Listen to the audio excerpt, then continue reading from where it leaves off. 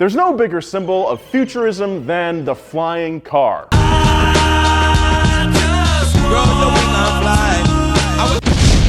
From the Jetsons to Blade Runner to Back to the Future, you know it's the future because people are flying, not driving. But the concept of the flying automobile is nothing new. In fact, it's been around as long as the Model T. So how many have tried to build their own flying car, and is it even a good idea? Today on WheelHouse, we're talking about flying cars.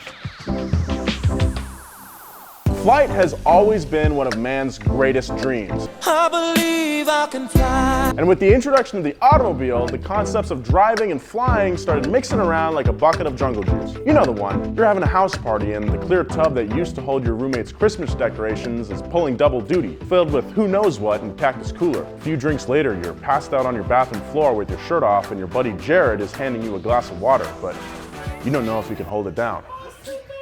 It was like that. Anyway, the Curtiss autoplane was the first plain car chimera out of the gate. In 1917, aviation pioneer Glenn Curtiss dismantled one of his own planes and transferred the pieces onto a Model T. The Curtiss triplane came with a 100 horsepower engine, and much like any car, its two front tires were controlled with a steering wheel. The Curtiss was to take flight with the help of a propeller, but the autoplane was reportedly only capable of short hops and never really flew. The project was abandoned by the end of World War I. Auto titan Henry Ford also caught the flying car bug. He famously said, "Mark my words, a combination airplane and motor car is coming. You may smile, but it will come." After great success with the Model T, he started thinking he could put a plane in every garage. In the mid-1920s, Ford introduced the world to the Flyver, also known as the Model T of the air. A single-seat aircraft that was marketed to the average Joe. It was light, easy to operate, and compact for quick storage. Ford's friend and company test pilot Harry J. Brooks was the first at the controls. For about a year and a half, Brooks commuted to and from work in the plane, and numerous prototypes of its design were perfected. It looked like Ford hit another home run with the Flyver, but it wasn't meant to be. Ford and Brooks were so confident in the Flyver's ability that they designed another prototype with the goal of setting the long-distance flight record for a plane under 880 pounds. On Brooks' second attempt to fly from Dearborn, Michigan to Miami, he had to make an emergency landing 200 miles short in Titusville. Brooks had secured the record but bent his propeller on landing and had to repair the plane overnight. The next day, Brooks took off back for Dearborn, but was never heard from again. It's suspected that his engine gave out over the Atlantic as the plane washed up on a Florida beach, with no Brooks in sight. Ford was distraught at the loss of his friend, and development of the Flyver was halted. But he continued to develop the flying car concept. In 1931, he introduced the Stout Sky Car with the help of prolific designer of both cars and aircraft, William B. Stout. The Sky Car wasn't roadworthy and still more of a plane than a car, much like its predecessor, but it was also an easy-to-operate light aircraft that took design hints from Ford's cars. Its controls, ignition switch, and the starter button were similar to early road models. Stout had hoped to sell the Sky Car for the price of a moderately sized car, and there were a few prototypes made, but it never made it to commercial production. In 1956, the Ford Motor Company tried once again to make the flying car a reality and created a 3/8 scale model of the Ford Volante Triathlon. The Volante would have used 3 fan motors to lift it from the ground into the air, but it never made it past the concept stage, and Ford was out of the flying car game for good.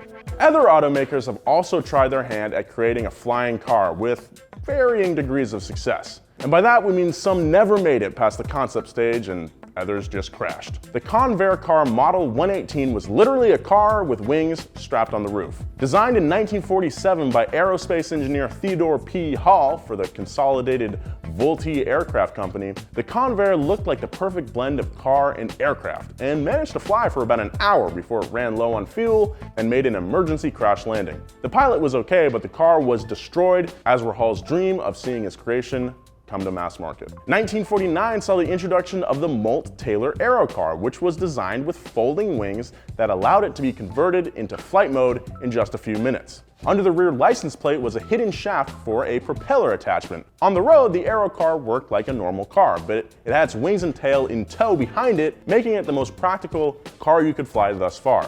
The Aerocar showed promise and was said to reach speeds of up to 60 miles an hour on the ground, not bad, and 110 miles an hour in the air, even better. But after just 6 were made, Molt-Taylor called it quits. I'm taking a nap! You wanna take a nap? I'm taking a nap here. Fast forward to the early 1970s, Rocketdyne engineer Henry Smolinski and his partner Hal Blake did the unthinkable. They created the AVE Mazar. One part Cessna Skymaster and one part Ford Pinto? Okay, so we got this car that is notorious for exploding at the slightest provocation. I think we should throw some wings on this thing. Oh, we're gonna fly. Smolinski and Blake wouldn't let a little thing like safety derail their dream. The idea behind the Mazar was simple. Its wings were attached manually before takeoff, and when it landed, the wings were detached and you'd be on your way. Neat. The car's engine failed on its first attempted flight, but Smolinski and Blake were able to land the car safely. As a result of their partial success, they and the Mazar became an overnight sensation. People were really excited about the idea of a real flying car. Who cares if you were driving a Pinto with weird flight gauges and you could only take off in an airport? It flew! On the second run, however, Blake and Smolinski weren't so lucky. A few minutes after takeoff, the right wing folded under stress and collapsed mid-flight. After a short dive, the Mazar burst into flames as it hit the ground, and both men were killed instantly. Practically speaking, owning a car that functions on both land and in the air is not only an expensive proposition, but most flying car designs don't operate well in either capacity. On top of that, the FAA isn't exactly beating down doors to make the idea a reality, as it has enough on its hands keeping the airspace safe with planes, helicopters, drones, hot air and weather balloons, remote-controlled aircraft, gliders, and anything else that's up there. Anything extraterrestrial. But in spite of the failures of the past, the dream of flying cars refuses to die. Prototypes continue, but just who will be known for today's Model T of the Air remains to be seen. Will it be the creators of the Terrafugia Transition with its folding wings and speeds up to 70 miles an hour on the highway and 115 miles an hour in the air? Or will it be the Dutch-designed PALV-1, which features just one engine that controls both the tires and the propeller? Or maybe it'll be Paul Moeller, a former University of California professor of aeronautical and mechanical engineering who has placed his hopes in a prototype vertical takeoff and landing car for more than 50 years. Since 1965, he has built a series of what he calls volantors that use ducted fans to get his vehicles off the ground. Moeller claims that his current model, the M400, will transport 4 and incorporate automated flight controls with the driver only inputting direction and speed. While an earlier version of the car, known as the Sky Car, was able to hover while tethered in 2003, Moeller has spent $100 million to make his dream a reality. Is that true?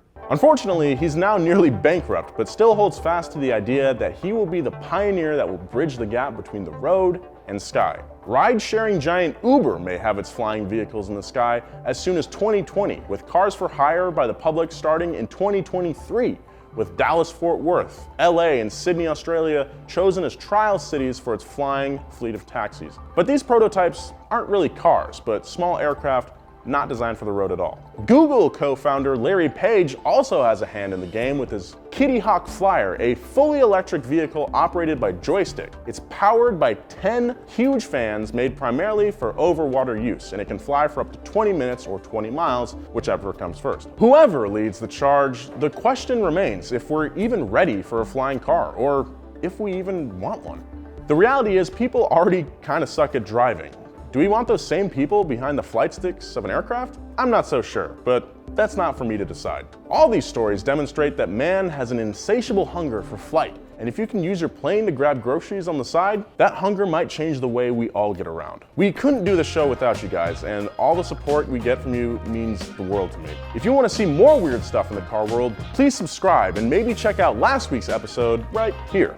If you want to see more of James, check out this episode of Up to Speed on the GTO. It's one of my favorites. Be nice. See you next time.